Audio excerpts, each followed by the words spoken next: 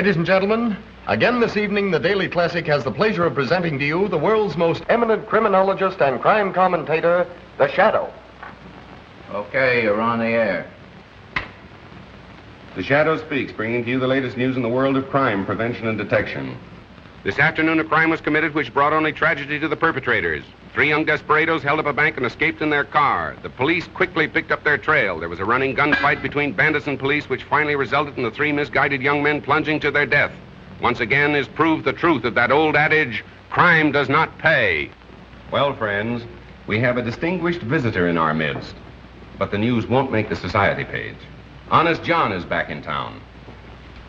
Honest John is one of the last of our old-time safecrackers. So if your strong box blows up with a loud bang, don't think it's the 4th of July. It may be old John celebrating his release from what he probably calls the big house or stir. Let us hope that the Police Commissioner Weston, whom we hear never misses one of our broadcasts, will keep an eye on Honest John. Hi there, Commissioner. Memorandum to Detective Bureau. Check on Honest John. Yes, Commissioner. Ladies, here's a little incident which proves that silence is really golden. Last night, bandits entered George Ward's furniture store. Mrs. Ward was alone in the place. The good lady was so frightened she couldn't talk. At least, that's what the bandits... It's too bad something don't scare him so bad that he can't talk. There ought to be a law against guys like him shooting their mouth off within the city limits. But still, Mrs. Ward refused to say a word. At the point of a gun, they took from the cash register a $1 bill and 1 thin dime.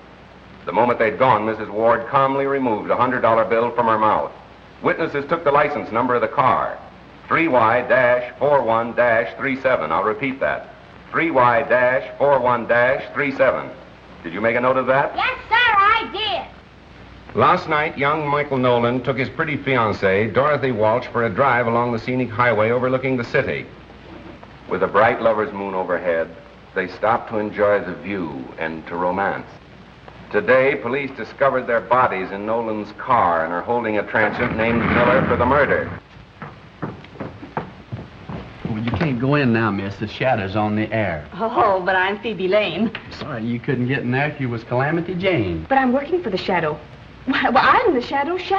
Well, then just fade away, will you please, lady? But I've got important news that must go on the air right away. I've got it all written down here. Look here.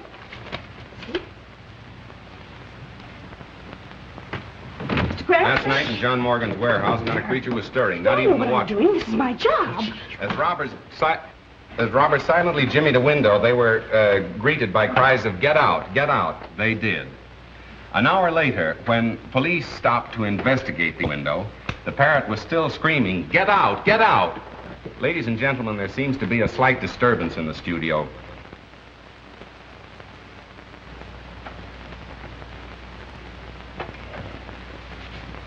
Ladies and gentlemen, a newsflash has just been handed to me. I can't guarantee its authenticity, but here it is. A big theater robbery is planned to take place downtown in half an hour. In fact, 9 o'clock. Read the Daily Classic for particulars. And now, the Shadow bids you good night until tomorrow. You didn't give the name of the theater. The police won't know where to go. No, and neither will 10,000 other thrill-hunting sightseers. But hadn't you better phone the police? I don't think you have to worry about that. Good night. Good night. Hello. Oh, hello, Commissioner. It's the police. Yes, I have that, too. The Metropolitan Theater. The Metropolitan Theater. See here, Cranston, if this turns out to be a phony tip, I have a good mind to sue you, if I can find the proper grounds. Why not breach a promise, Commissioner? Listen. Radio broadcasting. Hook me up for an emergency order to all cars. General Law 6-2. All radio cars concentrate in Sector 8. General Order 6-2. All radio cars concentrate in Sector 8. That is all. That's us again. Guess you'll have to get along without us, Frank. Well, I guess I can hold this down alone. Go on. Oh, by the way, Miss Lane, where did you get this tip? From a man. From a man? Well, who was it? Don't you know his name? No, but he had an honest face. Would you mind giving me some little hint about how you met this honest face? Well, there was an automobile accident. And suddenly I remembered I was a reporter for you. So I stopped and asked the people their names and addresses and things. And one man said, "I can't give you my name and address, but I can give you a big story." And he did. That's what I'm afraid of. He said the Metropolitan Theater will be robbed. What time? Goodness, I forgot to ask him that. And you had me put that choice morsel on the air. Well, he was so sincere, and he had such an honest face. Well, you better spend more time awake. How did she get in? Well, I tried to stop her, but she scratched it. Well, sir, did you hear that pipe dream I just had on the air? Yeah, where did you get it? A man told her. Told who? Phoebe Lane, the girl you wished on me, the honor student of college journalism. Say, will you get her out of my hair and put her back on the household page where she belongs? Not a chance, Cranston. She says she's all fed up with recipes and household hints. She wants to be a real reporter. Oh, I see. Romance and adventure stuff, huh? Well, Mr. Heath, is she running this newspaper or are you, sir? Cranston, as long as she happens to be the owner's niece, I'm afraid she can pick any seat she wants for a ride. Oh, it's one of those, is it? Well, there's no law against our making the joyride a little, shall we say, bumpy for her, is there? Not that I know of. Thank you, sir.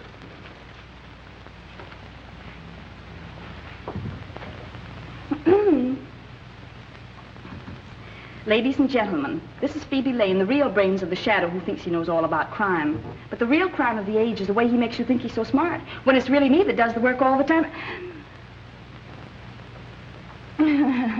Hello. I didn't see you. That's quite evident. I didn't mean what I said, Mr. Cranston. I hope you can forgive me. I wish I could forget you. Oh, if you think you're going to have Metropolitan Theater robbery without me, you're crazy. That is my story. Wait for Phoebe. Hello, Mr. Cranston. Now listen, Mo, you're a fine driver and all that, but you're not working for me. You mean I'm fired? No, but you will be if you insist upon calling me by name. Now remember, you're no good to me unless you don't know me. Okay, stranger. Where to? Metropolitan Theater. This is going to be thrilling, isn't it, Mr. Cranston? Yes, and dangerous, too, particularly for you. For me? Why? Well, when the crooks start shooting, it seems they pick off the girl first. I never knew that. No, a strange quirk in the criminal mind. Nobody seems to understand it. Oh, but I understand it. It's because they realize that the girl is really the smart one. They have to get her first. Miss Lane, why didn't you stick to the baby and biscuit end of the newspaper business instead of hurling yourself into the jaws of death? Because I'm tired of babies and biscuits. I want thrills, adventure, romance. Ah, but the household hint page is the place to find it. The home is the very symbol of romance. Oh, no, it isn't. The nearest I ever came to it was when a cross-eyed washing machine salesman tried to kiss me in a model kitchen. Young lady, you're impossible. Not if the right man comes along.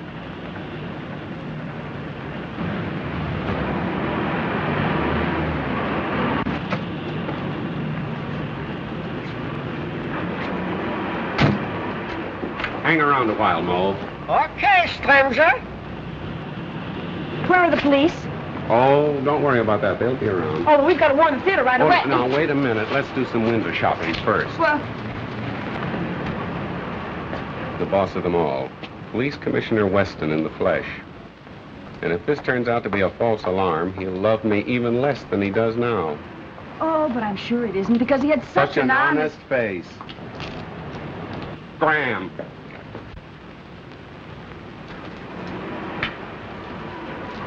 Hello, Commissioner. Say, what kind of a song and dance is this? I hope you realize my whole department has been shifted just to take care of this tip-off.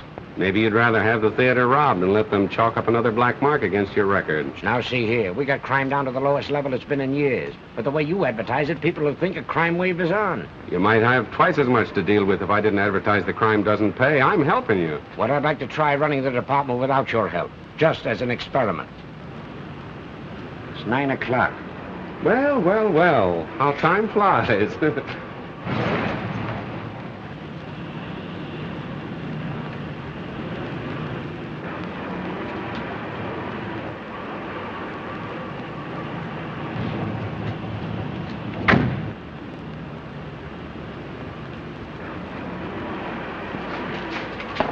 What have you got there? It's my violin. What are you taking in there for? What to play it, of course. I am a violinist. Yeah? Let me see it. Please, be careful. It is very valuable. Shut up. See? I no lie. I'm sorry. I owe you an apology. Take those off.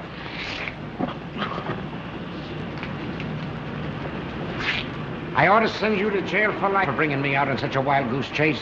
I didn't invite you. You crashed the party. Mr. Cranston, I consider you public nuisance number 1. Good. I like to be first in everything, Mr. Weston. I gotta phone the paper. Hello, Heath. Cranston speaking.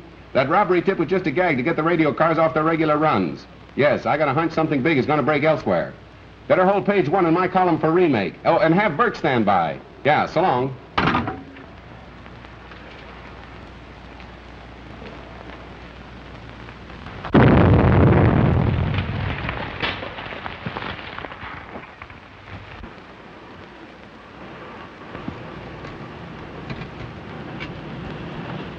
Give me the captain. McCabe reporting, sir. Explosion in 93 Madeira Drive. Yes, sir.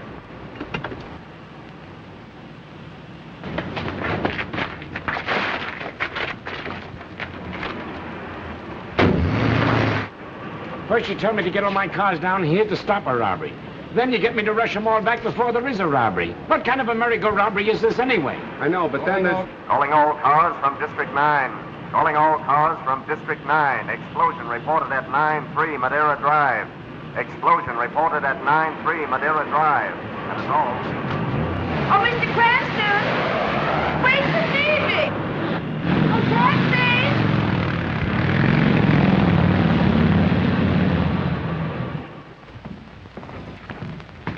Mr. Cranston, kindly keep your fingerprints to yourself. Riley, take the door. Have you searched the house? Yes, there's no one else here. What, no servants? Servants have a day off every week. Or haven't you heard? Well, in a house of this size, there's always someone on duty. Well, I want any information from you, I'll ask for it. That's fine. I've got to phone the paper anyway. Frank, is there a phone still working? In there. Thanks.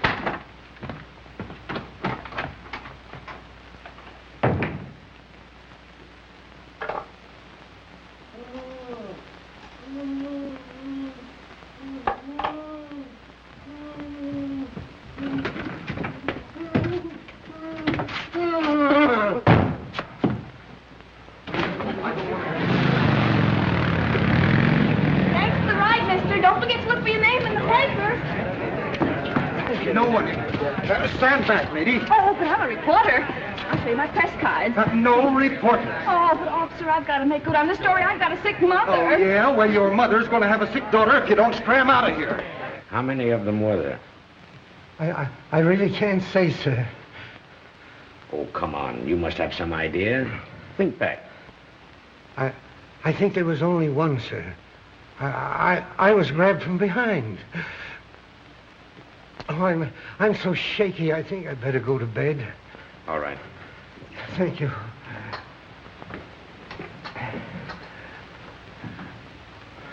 Stay with him, Tom. We're wasting time here. Get your men out and bring in the man who did this job. An old-time safe blower who just got into town. His name is, Honest John? Honest John. Bring him in and we'll charge him with robbery and homicide. The motive of the crime wasn't robbery. How can you look at that safe and say the motive wasn't robbery? Don't you know that man's watch and wallet are gone? If it wasn't robbery, what was it? Murder. If it was robbery, they'd have taken the bonds, wouldn't they? Marvelous powers of observation. Why do you use the word they, Mr. Cranston? Because one man couldn't have done all this between the departure of the radio car and the time of the explosion. As I recall, you gave the impression Honest John was a very fast workman. Right. And much too efficient to be guilty of a botched-up job like that. That blast wasn't set to blow a safe. It was calculated to kill whoever opened it. I say you're wrong. That's great. I'll see that your opinion is given its proper unimportance in my column tomorrow. There won't be any shadow column tomorrow. Oh, no? No, and for a long time to come. Inspector, kindly file this gentleman in one of our steel cabinets. Somewhere out in the stick. On what charge, Commissioner? Material witness.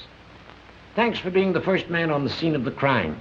You certainly use your brain, Mr. Cranston. I wish I could say the same for you, sir. Oh, never mind those things. I don't go in for flashy jewelry.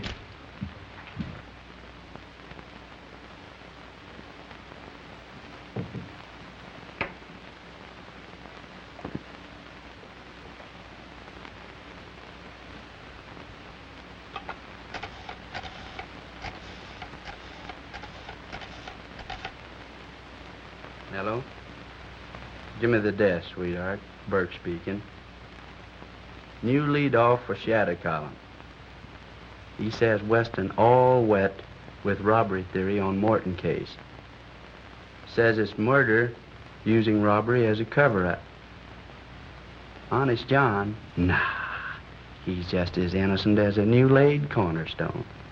Oh, yeah, say, Cranston's been pinched. Yeah, held as material witness. On the way now to some hick-town hoosgow. Oh, sure, right on my toes. Well, so long, pumpkin puss.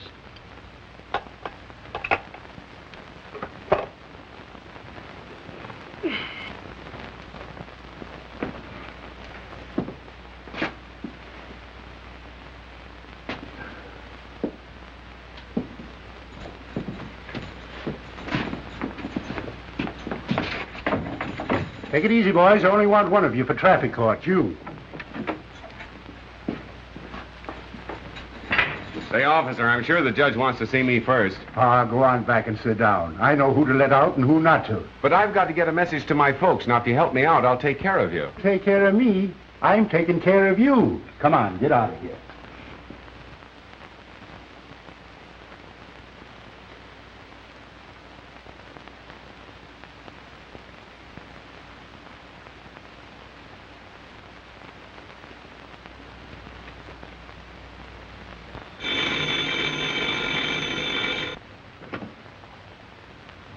Hello, Heath. Well, I suppose you want to know what happened to your man Cranston. After what you let him print yesterday, this is a fine time to call me up and ask for anything. But, Commissioner, you've got to let him out for the broadcast tonight. Why, thousands of people are waiting. To hear what else he has to say about the stupidness of the police department, huh? Well, let him wait. And furthermore, unless he changes his tune and lines up on our side, I'm going to cut off all police news from your paper. But the news is public property. You can't... Keep your men away from the records? Of course not. They can have the same access as other citizens. And I'd like to see you get out a newspaper on that. All right, Commissioner. Anything you say. But you've got to let the Shadow out in time for his broadcast tonight. We can't disappoint the public. Can't disappoint the public, eh? Well, we can't mislead them either. Goodbye. But... we must have got cut off. Say, what are you in for? Nothing. You mean you've done nothing? Absolutely nothing. They're holding me without charge. Oh, well, now that sounds scrumptious. That's the greatest. I never heard such a thing in my life. They can't do that to you. Hey, jailer! Pardon me. Hey, jailer. Keep your shirt on. I'm taking you out right now. Me? I don't want to go out. I've got a right to stay here. This is the man who wants to go out. Listen, tell that to the judge, and he'll take care of your friend and you, too. Oh, don't you worry. Everything's coming out. Now, wait a minute. Don't handle me so rough. Oh, don't worry. Everything's coming out all right. Goodbye, old boy. I'll see you soon. I'll see you some more. Good luck. Have a good time. Just a minute. Wait. I'll just be listening a minute. Everybody gets out but me.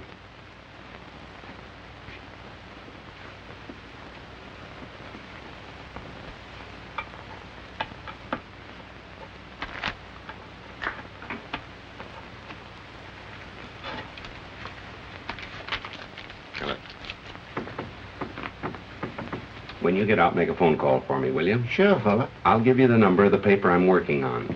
You call them. Come on, you. Yes, sir. I don't mean you, I mean you. Me? Yes, you. Yeah, your girlfriend's here with a habeas corpus, and that lets you out. Oh, good luck, pal.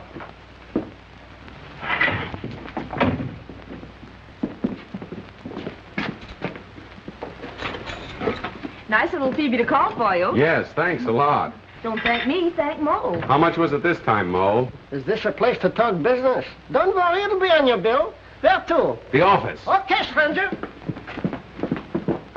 Cranston. Well, he must be here. Well, he goes on the air in a few minutes. Well, where is he? You looking for me, sir? With millions of people about to tune in on your broadcast in a few minutes, I should worry where you are. You don't think I'd miss an opportunity to pay my respects to Commissioner Weston, do you? Now, look here, Cranston. You've got to lay off Weston. I see. He's been sticking a knife in me with one hand and patting himself on the back with the other, and you fell for it. You're smart enough to report crime without deliberately antagonizing the entire police department. Well, I try to take care of myself.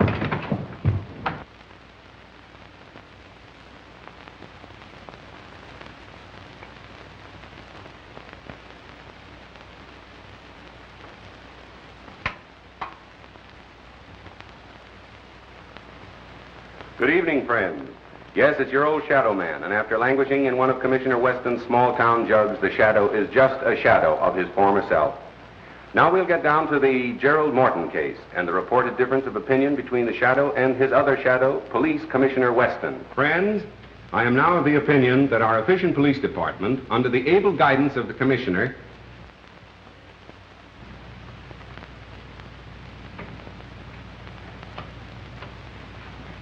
Ladies and gentlemen, an emergency has arisen in the studio, and we must pause briefly for station identification.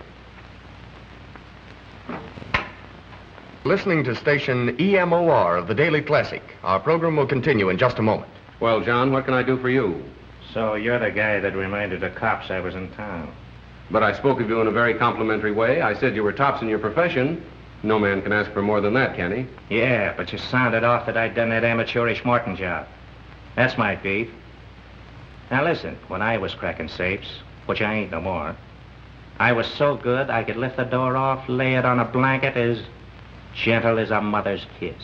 I know that, my friend. I ain't no friend of yours. Now, you turned the heat on me, and you're gonna turn it off, see? Now, go ahead. Start talking. Tell them who really done that job. Go on. Right into that microscope. But I don't know. If you can't think of anybody else, tell them you done it.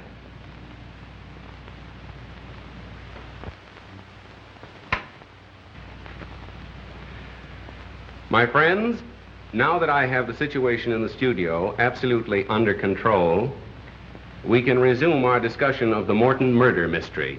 Why was Gerald Morton murdered? He is said to have been a good man, a charitable and benevolent man, a man without enemies. But although Mr. Morton's character seemed almost too good to be true, other men, supposedly paragons of virtue, have met violent ends, and investigation has developed some extremely unsavory facts.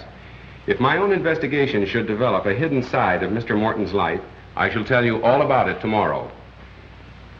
Well, what about me? I can now inform the police commissioner that Honest John is absolutely innocent of the explosion which caused the death of Gerald Morton. As a matter of fact, John, that job wasn't up to your usual professional standards, was it? No, I done better than that when I was still wearing short pants. Surely. Now, I ain't squawking about the cops pinning a murder on me, but when they tries to hang an amateurish job like that Morton blow up on me, I resents it, see? Naturally, naturally. I'll get him. Take a general order. Effective immediately. There you are, ladies and gentlemen. You've just had the pleasure of hearing Honest John in person. You mean I was on the air? You were, John, and thank you.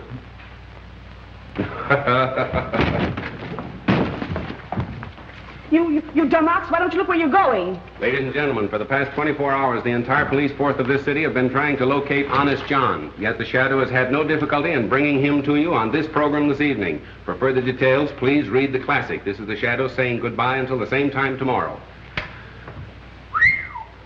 Here's everything ever published on Gerald Morton. Now, let's get busy. No, well, let's not. Well, what are you going to do? I don't know. You mean you don't know? That's right. The Shadow doesn't know. Have one? I tried it once and it made me dizzy. Oh, so that's what caused it. Good night. Good night. This case is getting to be a bore. Why don't you hurry and make something happen? Miss Lane, when lightning is about to strike, one doesn't try to hurry it. Well, nice going, Cranston. You fixed things up just dandy. Now Weston is shut down on all police news, all fire news, and all hospital news.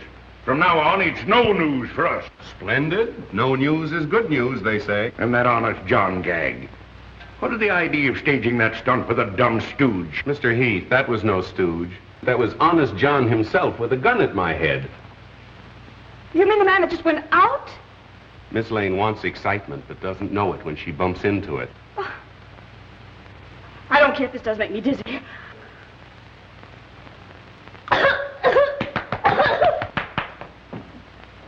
Oh, hello, Matt. How are you? Well, where is he? You mean Honest John, I suppose? Yeah. I do believe, as he'd say himself, that he's taken it on the lam. Why didn't you hold him? Well, why should I? I'm not the police commissioner. Then quit acting like a chump. You know, I think he's got something there. Phoebe, thank you. You're a gentleman and a lady. Now, here, stop this clowning. How are we going to get the paper off the spot you two have got it on? We're not clowning, Mr. Heath, and please don't blame Miss Lane. It was my fault. I thought I was Say, doing wait something. a minute. I think you hit an angle in your broadcast where you hinted that Morton's character wasn't all it should be. I don't know. I'll over to my office and work this thing out. All right. My golly, I believe you have something. Yes, there's the... Cranston? I'm Mr. Cranston. What can I do for you, sir? I am Roger Morton, brother of the Gerald Morton, whose name you tried to besmirch in your broadcast. I came over to see just what sort of man could be guilty of such an attack. Well, I'd like to explain that. I don't know what you meant by your hint about a hidden side in my brother's life. But in the presence of my attorney... I beg your pardon. Our firm has great commitments abroad, young man. And your paper will pay the penalty if you do or say anything to jeopardize our international dealings. And we deal in millions. That's all. Good night. Good night. Now what are you going to do? I'll tell you what he's going to do. He's going to handle the story Morton's way, or he'll sue us for millions. Nice thing. Honest John says I handle it his way or he'll shoot me. Weston says I handle it his way or I go to jail. I think you started all this, sweetheart. Have you got any suggestions? Don't ask me. You're the great big detective. And there you are. You see, she craves action. When she runs into it, she starts passing the buck. I wish you'd go home and roll your hoops so we can roll up our sleeves and get to work. I'll admit you have performed miracles, like that Allen murder. But there you had a bent pin to start with as a clue. This time you have nothing. You're right. Nothing. Don't forget you've still got Phoebe. Well, we don't want you shot. You're no good to us in jail, and we can't afford to offend Morton. There it is, son. Get us out of it. Just like nothing happened. Well, Miss Lane.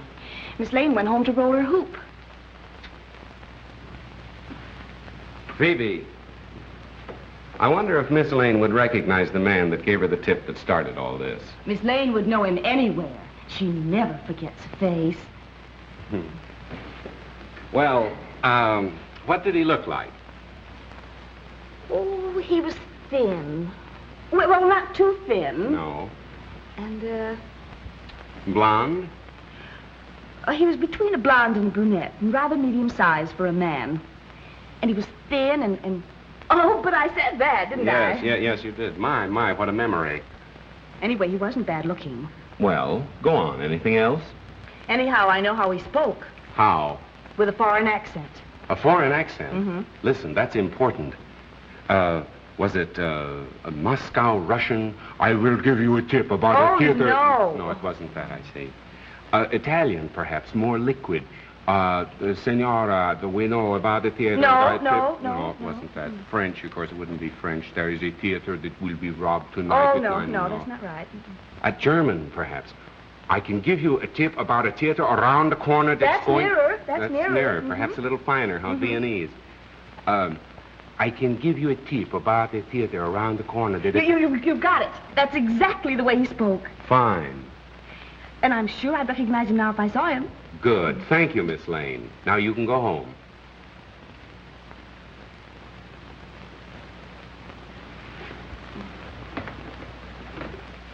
Oh, wait a minute. Let me finish before you go away mad. Go home, put on your nicest dinner dress, and I shall call for you between 9:30 and 10 o'clock. You mean I'm going to be wined and dined for remembering his accent? No, sweetheart. The idea is to find the man. I don't get it. When you want to find an American, you go where he works. When you want to find a foreigner, you go where he dines. My, but you're clever. Let me see now. Should I wear black or blue or You'll wear black and blue if you don't hurry. Scram, sister.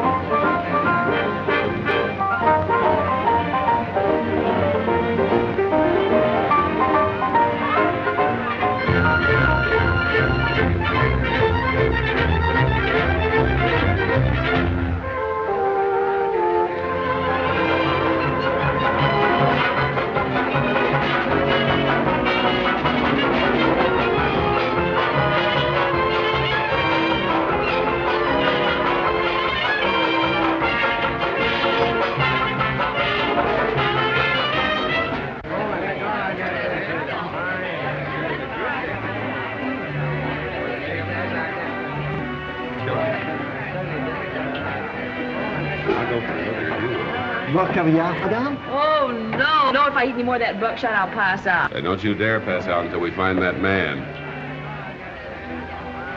Buckshot? Oh, 1:30. I've looked at so many men that they all look so tired. I thought you wanted to be a reporter. Now listen, you stick around until we find the man, then you can go home. Go home the very minute the fun begins?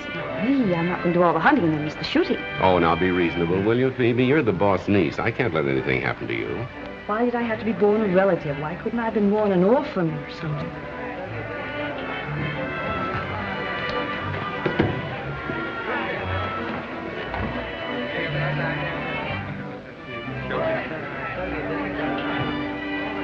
What? There he is. I thought you said he was good looking.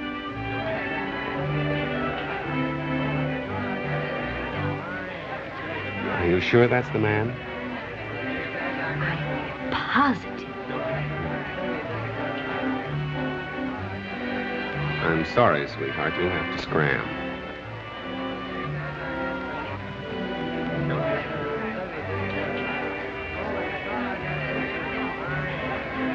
Oh, hello. Oh, I am sorry. I have made a mistake. You are not my old friend, Captain Litzman, as I thought. My mistake was a natural one. You know, I have not seen Litzman since we flew together in the war.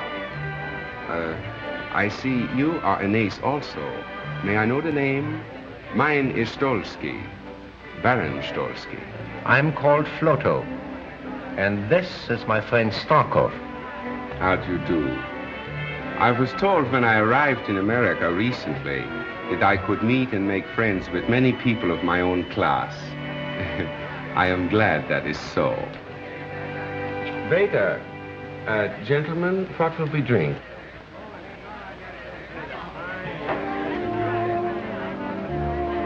Lassard 26. And make sure it is 26, please. Très bien, monsieur. Hello, darling. Well, aren't you going to introduce me, precious? After all, I am your wife, you know. Or do you? Oh, yes. Forgive me. Baroness Stolsky. May I present Mr. Floto, Mr. Starkov, my new friend. How do you do? How do you do? Thank you very much. For a recent arrival in America, as they say over here, you must be a fast worker to have married so charming a girl so soon. Well, it was a whirlwind courtship. We met on Wednesday, I proposed on Thursday, and we were married on the Statue of Liberty. You met her through her newspaper work? Newspaper work? Yes. You're a reporter for the Daily Classic, are you not? Why, no, there must be some mistake. Why, I'm just not clever enough to be a reporter, am I, darling? No, darling. Pardon my mistake. America is a land of women so beautiful. They all look alike.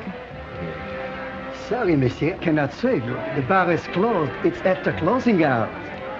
Oh, that's too bad. I had counted on talking over old times with you. But my apartment is never closed. Come, we'll go and have a drink and chat before we break up. I'm afraid we cannot join you. You know, the Baroness never keeps late hours. Oh, but one evening won't matter, darling. We'd be delighted to go. Come on, dear.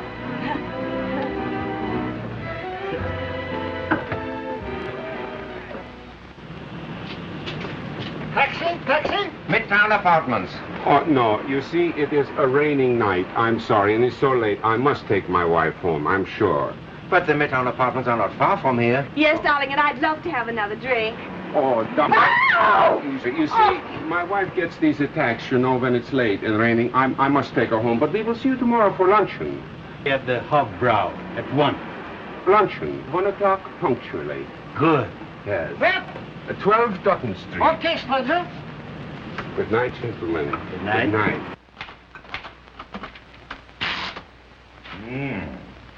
You ought to let this coffee write your column. It's strong enough. Good strong coffee for a strong, silent man. How's this? The Shadow says that his statements over the air yesterday regarding the character of Mr. Gerald Morton were unjustified, and those statements are hereby withdrawn with due apologies to Mr. Morton's family. Yeah, but you'll have to apologize to Commissioner Weston. Let's not go overboard in our enthusiasm for whitewashing ourselves. But you've got to square the paper with Weston. Tell how it happened. Describe the scene. You with the mic and Honest John with the gun. I was afraid you'd be expecting that, so I wrote it last night. But I don't like it. My apologies to Commissioner Weston. Perhaps he's right in his belief that Honest John is the... My statement on the air that the man was innocent was made while John himself was holding a gun at my head. And I hope that the Commissioner, with his usual fair-mindedness, will restore the classic favor. Great. Now Morton can't sue us. And the Commissioner will have to restore our news. Oh, I spend years building up a reputation as a crime expert, then have to expose myself as a stuffed shirt that gets kicked around by the police department. Well, look here, son. If you're so keen about that reputation of yours, why don't you solve this case?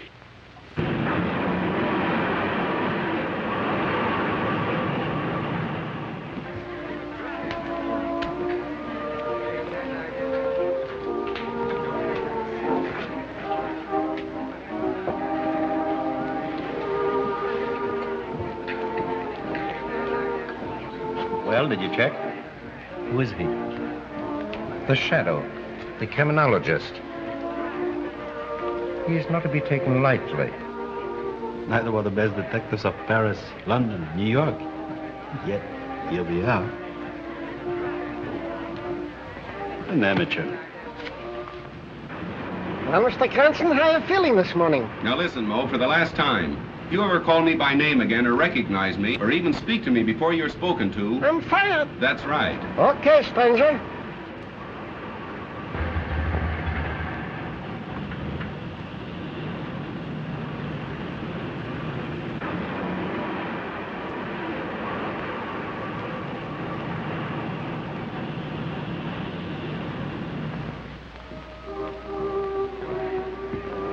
I wonder where our friend Mr. Cranston is.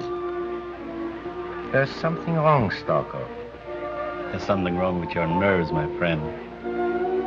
We are not going to leave here with our work half finished. Yes, yes. I know how much there's at stake. That's why I'm so uneasy.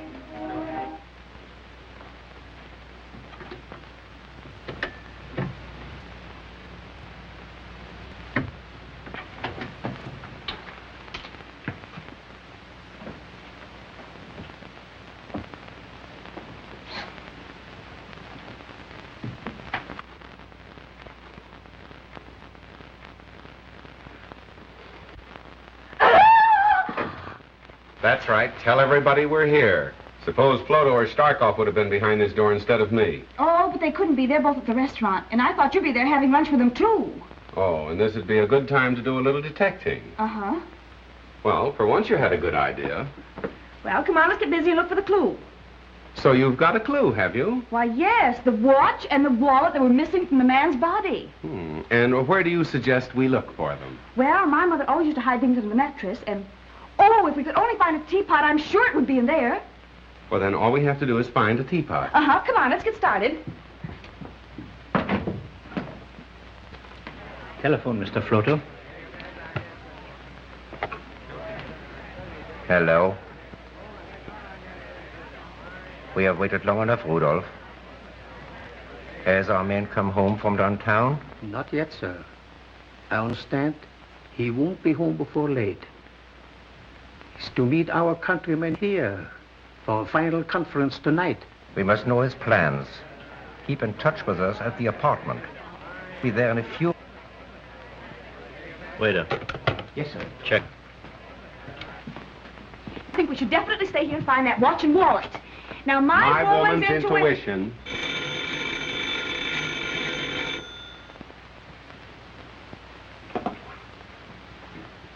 Hello? This is Floto. The master has just gotten home. Early in the afternoon will occur an opportunity when he's gone. Shh, no more. Someone is coming. I call you back. What's happened? Just a minute. Operator, can you trace that last call to this number, please? But it's important. Oh, I see. Thank you. Are they going to trace the call? Oh, they can't trace a call on a dial phone. What are we going to do now? Well, wait till he calls back. Till who calls back? The fellow I just talked with.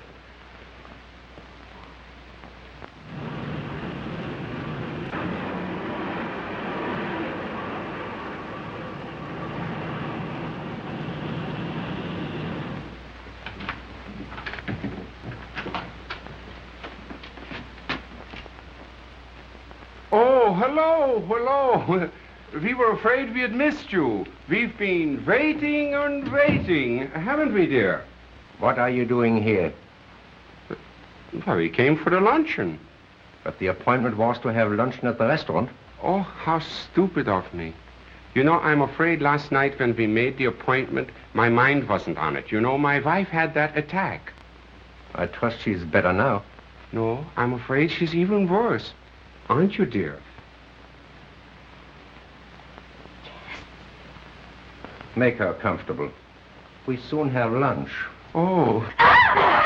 Oh, poor darling. No, you see, she's getting another attack. I must take her for the air right away. Just a minute, Mr. Cranston. Your hand, Mr. Shadow. What do you suspect us of? And why? Oh, well, now you'll have to listen to the broadcast to hear that. You see, our business is to get interviews, not to give them. Isn't it, sweetheart? Yes, sir. And may we go now? No. Now that we have you here, you are going to stay. Take your time, mister. Taxi stranger? Scram, Phoebe. Thanks for your hospitality, boys. Nice work, Mo. Mo? I thought we were strangers. Have a cigarette, pal?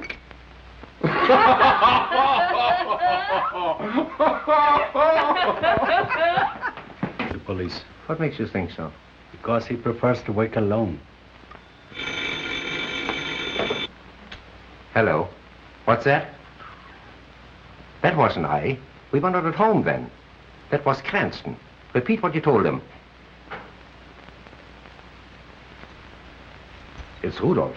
He told Cranston his master would be at home this afternoon, and that an opportunity might occur to strike. That's indefinite. But incriminating. He must act at once, today. Tomorrow may be too late.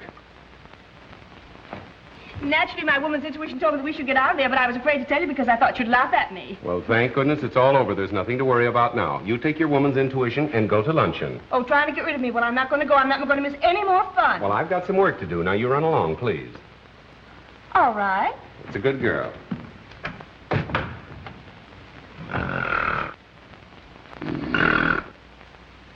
Bert! Bert! Bert! Bert! Come on, get up and get going. Where to? Go to the Midtown Apartments, stake out, watch for two foreigners in a closed car. Phone me as soon as they leave. Okay. And hurry for a change. Okay, Chief. Hello? Oh, yes, Mr. Heath. No, still as much in the dark as ever. Well, those fellas are rather clever. As a matter of fact, they're planning another deal right now. Well, if I knew that, I wouldn't be hanging around here Pardon me. Come in. Oh, hello, Barrows. Sit down. Be right with you. Yes, Heath. No, thanks. I don't need you. What I need is a clairvoyant. Right.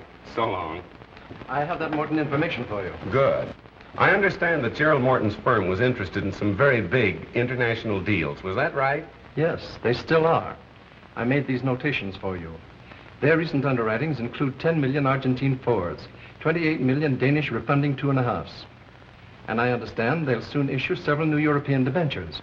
Well, what about them? That might be a good investment for me. Certainly. However, these new bonds that Morton & Morton are about to offer seem to me to be highly speculative. But if the 50 million is spent to build up the army as intended, the exiled aristocrats will never succeed with their threatened revolution. Good. That's what I wanted to find out. Oh, pardon me. Miss Lane, do you know Mr. Barrows, our financial editor? How do you do? How do you do? What's this all about? At a time like this, you're talking about investments. I'll be with you in a minute. Editorial. Editorial. Cranston speaking. Whole shadow column for remake. Right. I brought you some lunch. I was in such a hurry I dropped your bottle of beer, but we can share mine. A good assistant would never let her boss go hungry. Oh, thank you, Miss Lane. And now will you phone the commissioner and tell him I'll call him back later? What's his number? You'll find it in the book.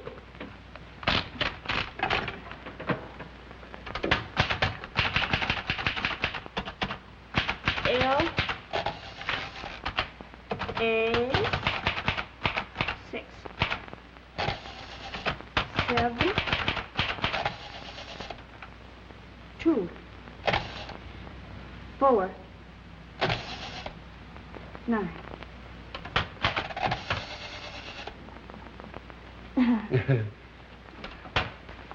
There you are, Commissioner. First edition on the streets now, with a full explanation apology by the Shadow. The apology could have been stronger. I hope this paves the way for renewing friendly relations. I'm no enemy of the Shadow. I always give him credit for being somewhat clever, but he should remember he's only an amateur. After all, we're professionals. That's right, Commissioner. And I hope that you'll restore the Daily Classic to good standing with the department right away. Of course I will. Take a general order. Cigar, Commissioner? No, thanks. Wait till you get a load of this, Phoebe. The Morton case will break wide open tonight, and it'll be a big surprise to the police. Pardon me. Under the misguidance of Commissioner Weston, the department has wasted 24 hours searching for the wrong man, with the right men under their noses all the time. But won't that make the commissioner furious? Pardon me. You would get hard-boiled eggs. And although the murderers have completely baffled the police by their shrewdness and daring, pardon me, the Shadow knows who they are and why they killed Gerald Morton. But how do you know that? We didn't find a single clue and just a motive. Ah, yes, we did. And you'll know when it happens. You're intelligent. You sparkle. I don't know what I'd have done without you on this case, but we've got to keep going. Here, rush this down for the night edition. Yes, sir. Pardon me.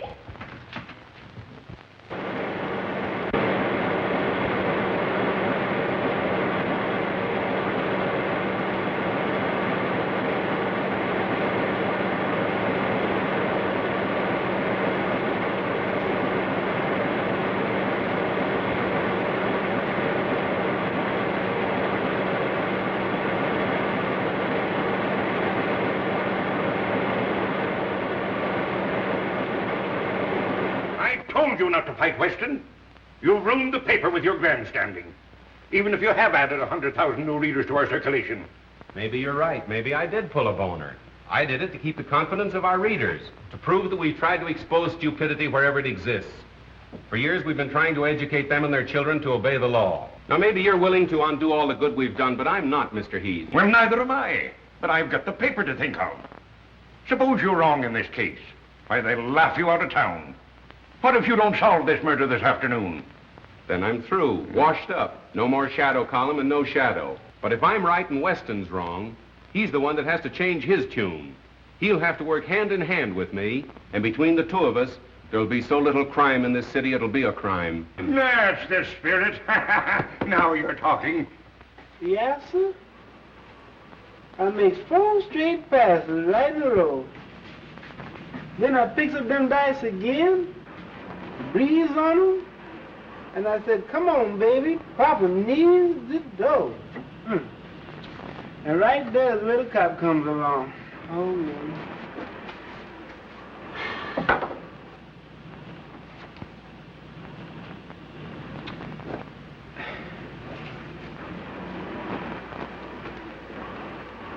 Well, how's that, boss? A boss?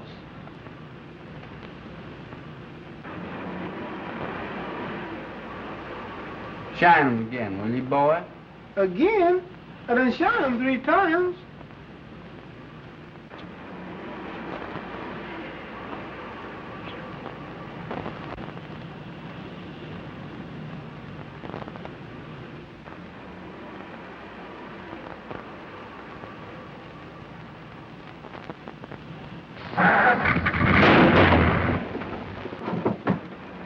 Look out there, boss. You better put that thing away. You're gonna kill somebody.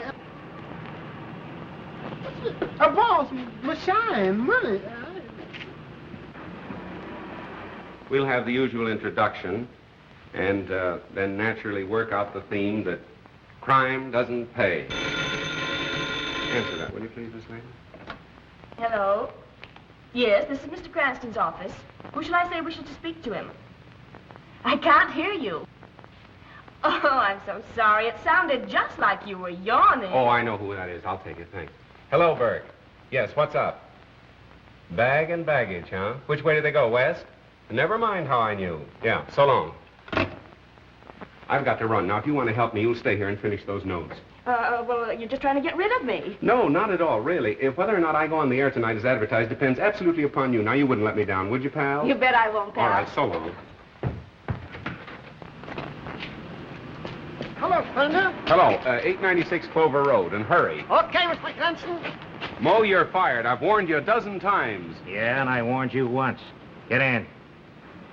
You two. And the first break you make, you're driving a dead passenger. I know I did you wrong, John, but I'll square it later. I'm in a hurry now. Let's talk it over some other time. There ain't gonna be any other time for you, buddy. You can't laugh this off. My apologies to Commissioner Weston. I'm now convinced that he's right in his belief that Honest John is the killer.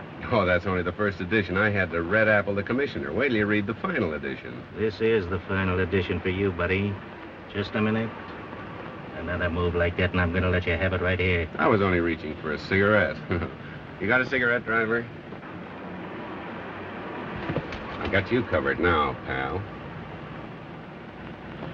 Well, suppose you left the pen, and you want to go straight. You come to town looking for an honest job. What do you get? A bum murder rap hung on you. Do you really want to go straight, John? On my word of honor. Have a cigarette. Well, now go ahead and plug me. Anybody dumb enough to fall for that one's got it coming.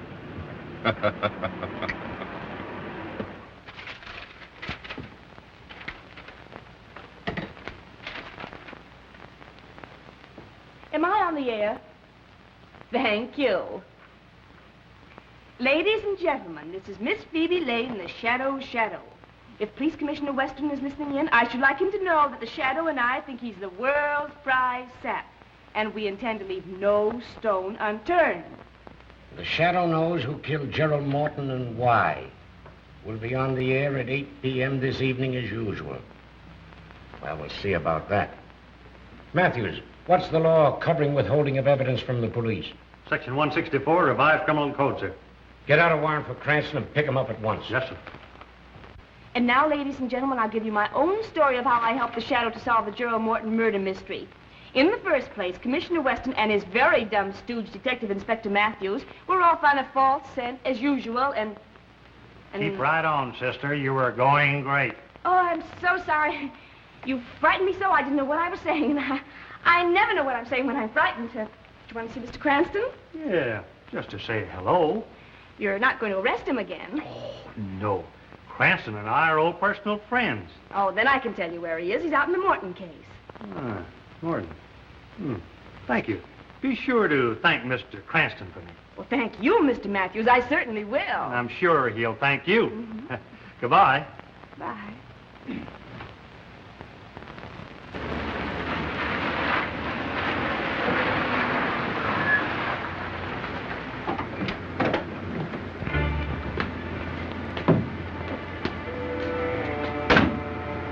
Remember your instructions, Stefan.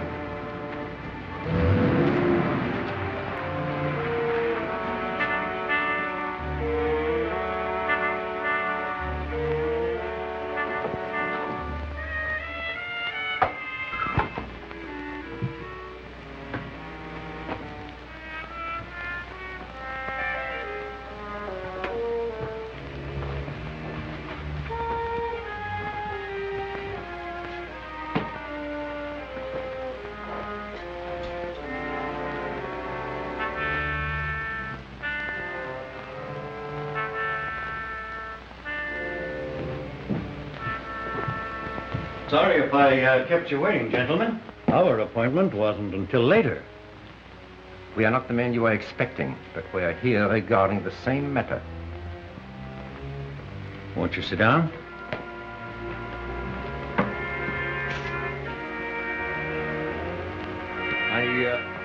Really, there's no need of that.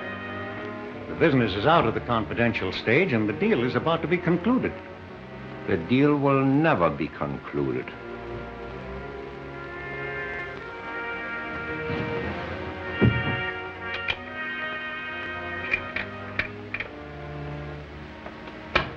You will kindly take out all negotiable bonds and securities and any large amount of money.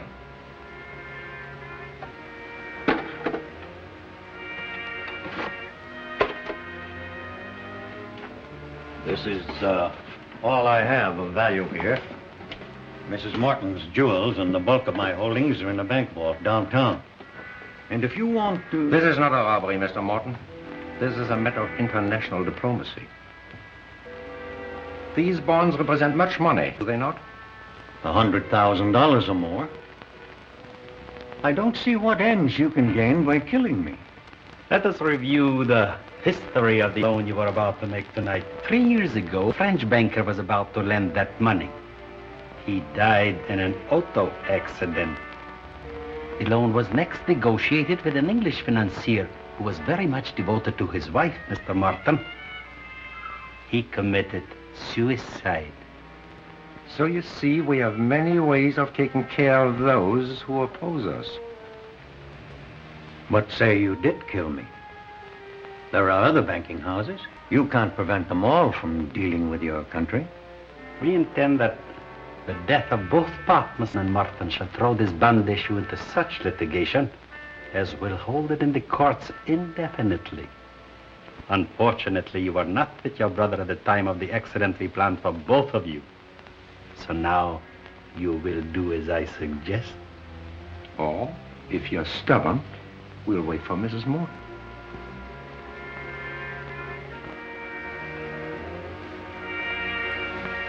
What do you want me to write?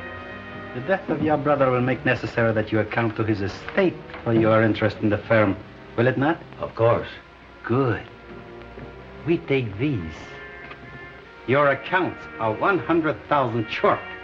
You are faced with exposure as a faithless partner, as a thief of your brother's money. You understand? Now you're what to write, Mr. Morton.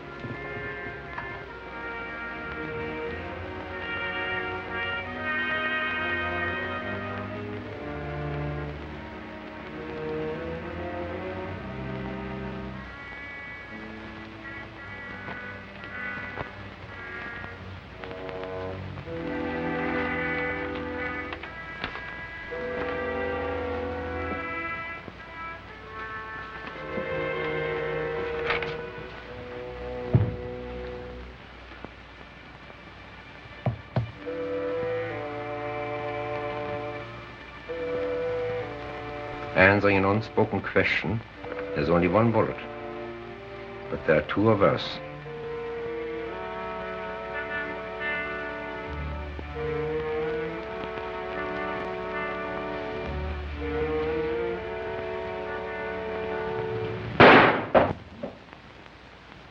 Good shot, John.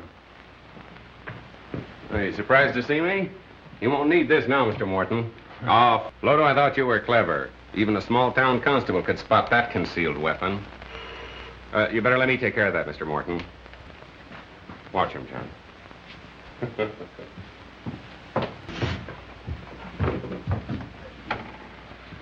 Oh, hello, Matt. Hello. How did you get here? Weston sent me out to pick you up. You're under arrest.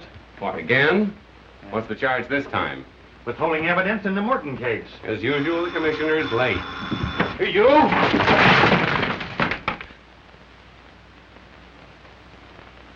If it's my last act on earth, I'll put you in jail for life. Okay, you're on the air. The Shadow speaks, announcing that the Morton case has at last been solved and the murderers are now in the custody of our able police. This has been one of the most baffling cases in the Shadow's experience, a case without a clue. Murderers too clever to be caught by ordinary methods, and had it not been for the able cooperation of the police department, the case would still be unsolved. I have already handed Commissioner Weston a bouquet today. But now I wish to do so publicly, and to compliment him for his shrewdness in causing the killer to think he and his men were following a false clue. As a result, the murderer and his accomplices were later taken in the act of attempting the life of Mr. Roger Morton. For the complete story, read the Daily Classic. And now, my friends, I'm going to ask Miss Lane, the lovely young lady who assisted in the solution of this crime, to tell her own story. Ladies and gentlemen, I give you Miss Phoebe Lane.